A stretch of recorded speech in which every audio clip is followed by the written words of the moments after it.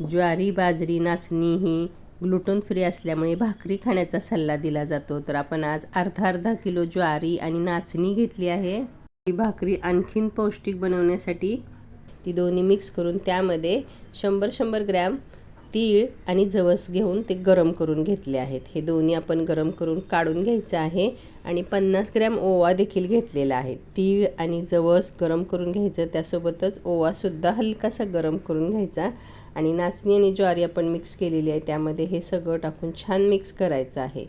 अर्धा किलो ज्वारी, अर्धा किलो नाचणी आणि त्यामध्ये तीळ, जवस, ओवा गरम करून आपण टाकलेला आहे आणि हे आपण गिरणीतून दळून आणायचं आहे. ह्याची ही पौष्टिक भाकरी पावसाळा, थंडी, एरवीसुद्धा तुम्ही खाऊ शकता. हल्ली मिलेट्सवर खूप भर दिला जातो. मिलेट्स म्हणजे साधारण ज्वारी, बाजरी, नाचणी, वरीचे तांदूळ हे तरी आपण खाऊ शकतो. बाकीचे अन्यसुद्धा धान्य आहेत ती आपण नाही खाल्ली तरी हे 4 धान्य तरी आपण खाऊ शकतो. नाचणी आणि तीळमध्ये भरपूर प्रमाणात कॅल्शियम आहे. जवसमध्ये म्हणजे आळशीमध्ये ओमेगा 3 आहे, जे खूप रेअर पदार्थांमध्ये असतं. तर जवस आणि तीळ खूप आवश्यक आहे आपल्या हाडांच्या बळकटीसाठी.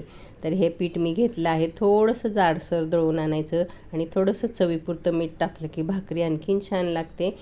थोडं पाणी टाकत छान पीठ चुरून मळून घ्यायचं आहे आणि पातळ अशी ही भाकरी बनवून घेतली आहे.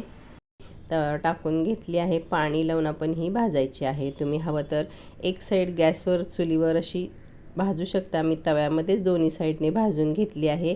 पौष्टिक अशी ही भाकरी आहे. या भाकरीसोबत तुम्ही दही चटणी, एखादी पालेभाजी जे तुम्हाला आवडतं ते खाऊ शकता. खरं तर हा गावाकडचा जुन्या प्रकारातला नाश्ता आणि जेवण आहे. शेतात घेऊन जाणारी लोकं, सकाळी कामावर बाहेर पडणारी लोकं बऱ्याच वेळा दही चटणी भाकरी खातात आणि आयुर्वेदामध्ये याचा उल्लेख आहे. दही हे तीळ किंवा जवसच्या चटणीसोबत खाल्ल्यास त्याची पौष्टिकता अजून वाढते.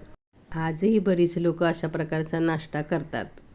या भाकरीसोबत तुमच्या आवडीची कोणतीही पालेभाजी खाऊ शकता. खूप सुंदर लागते. ही माठाची भाजी आहे. या भाजीची मी रेसिपी अपलोड केली आहे. तसेच तीळ, जवस, सुकं खोबरं, लाल तिखट, मीठ, चिमटभर साखर, जिरे टाकून ही चटणी बनवली आहे. याची रेसिपी हवी असेल तर कमेंट करा, मी रेसिपी अपलोड करेन. आणि याच्यावर दही टाकून खाल्लं याची पौष्टिकतासुद्धा वाढते. बऱ्याच जणांना हे माहीतसुद्धा असेल, पण एकदा करून पहा. आवडल्यास लाईक करा, शेअर करा.